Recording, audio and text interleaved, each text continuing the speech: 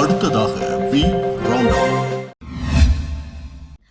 April மாதத்துக்கான அஸ்வசும நலன்புரி கொடுப்பனவு இன்று பயனாளிகளின் வங்கிக் கணக்குகளில் வரவு வைக்கப்படும் என நலன்புரி நன்மைகள் சபை தெரிவித்துள்ளது.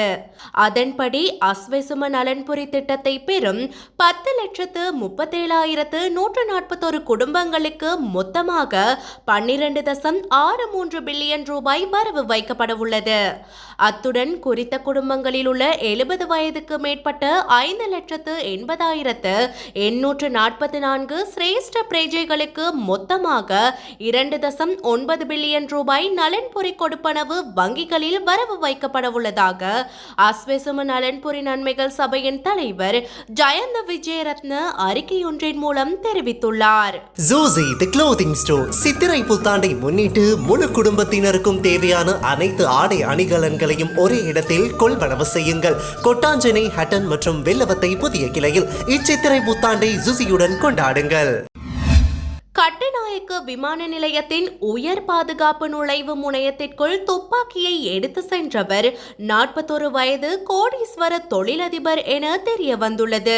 குறித்த தொழிலதிபர் தனது ஆயுதத்துடன் விமான நிலைய வருகை முனையத்திற்கு ஏன் சென்றார் என்பதை கண்டறிய பதில் போலீஸ் மா அதிபர் பிரியந்த வீரசூரியவின் உத்தரவின் பேரில் விசாரணைகள் ஆரம்பிக்கப்பட்டுள்ளன.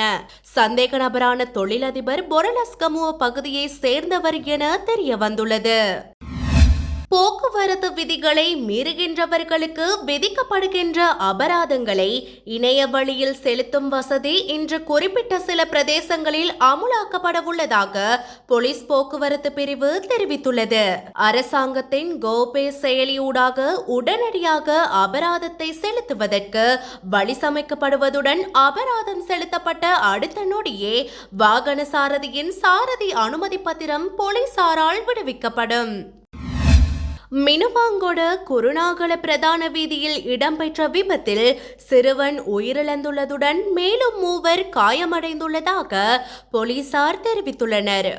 மினுவாங்கொடை வெதமுல பகுதியை சேர்ந்த ரஷான் நிம்ஹாஸ் என்ற பாலர் பாடசாலை மாணவனே இவ்வாறு உயிரிழந்துள்ளார். கல்கந்த சந்தி பகுதியில் மோட்டார் சைக்கிளுடன் லொரி ஒன்று மோதியதில் மோட்டார் சைக்கிளில் சென்ற சிறுவன் உயிரிழந்துள்ளார்.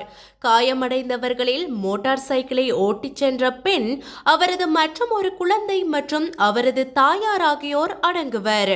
காயமடைந்தவர்கள் மினுவாங்கொட மருத்துவமனையில் அனுமதிக்கப்பட்ட பின்னர் மேலதிக சிகிச்சைக்காக கம்பஹா பொது மருத்துவமனைக்கு மாற்றப்பட்டுள்ளனர். ஜூசி தி க்ளோதிங் ஸ்டோர் சித்திரை புத்தாண்டை முன்னிட்டு முழு குடும்பத்தினருக்கும் தேவையான அனைத்து ஆடை அணிகலன்களையும் ஒரே இடத்தில் கொள்வனவு செய்யுங்கள். கொட்டாஞ்சனை, ஹட்டன் மற்றும் வெள்ளவத்தை புதிய கிளையில் இச்சித்திரை புத்தாண்டை ஜூசியுடன் கொண்டாடுங்கள். காலாவதியான விசாவுடன் சட்டவிரோதமான முறையில் இலங்கையில் தங்கியிருந்த இந்தியர்கள் 22 பேர் கைது செய்யப்பட்டுள்ளதாக குடிவரவு மற்றும் குடியகழ்வு திணைக்களத்தின் புலனாய்வு பிரிவினர் தெரிவித்துள்ளனர். சந்தேகத்திற்கிடமான 2 இந்திய பிரஜைகளிடம் முன்னெடுத்த விசாரணையின் பின்னர் ராஜகிரிய பகுதியில் உள்ள அலுவலகம் ஒன்றில் வைத்து அவர்கள் கைது செய்யப்பட்டுள்ளனர். கொழும்பு மாநகர சபை உள்ளிட்ட 18 உள்ளூராட்சி மன்றங்களுக்கான தேர்தலை நடத்துவதற்கு விதிக்கப்பட்டிருந்த இடைக்கால தடை உத்தரவை நீக்கி மேன்முறையீட்டு நீதிமன்றம் இன்று உத்தரவிட்டுள்ளது. அத்துடன் குறித்த உள்ளூராட்சி மன்றங்களுக்காக தாக்கல் செய்யப்பட்டு நிராகரிக்கப்பட்ட வேட்பு மனுக்களை மீண்டும் ஏற்றுக்கொள்ளுமாறும் நீதிமன்றம் உத்தரவிட்டுள்ளது. சட்டமா அதிபரால் தாக்கல் செய்யப்பட்ட நகர்த்தல் பத்திரத்தை ஆராய்ந்த மேன்முறையீட்டு நீதிமன்றின் பதில் தலைவர் முகமது லஃபார் தாகிர் மற்றும் பிரியந்தா பெர்னாண்டோ ஆகிய நீதியரசர்கள் அடங்கிய ஆயம் இந்த உத்தரவை பிறப்பித்தது.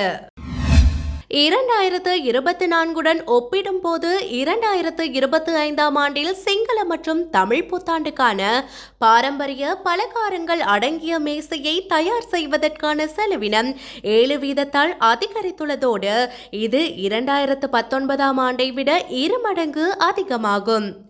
இது வெரிட்டி ரிசர்ச் நிறுவனத்தால் நடைமுறைப்படுத்தப்படும் இலங்கையின் முதன்மையான பொருளாதார தகவல் தளமான publicfinance.lk ஆல் மேற்கொள்ளப்படும் வருடாந்த புத்தாண்டு பலகார மேசையை தயார் செய்வதற்கான பகுப்பாய்வில் தெரிய வந்துள்ளது. 2024 மார்ச் மாதம் முதல் 2025 மார்ச் மாதத்திற்கு இடைப்பட்ட காலகட்டத்தில் மூலப்பொருட்களின் விலைகளில் 7% அதிகரிப்பு ஏற்பட்டுள்ளதை இப்பகுப்பாய்வு கண்டறிந்துள்ளது.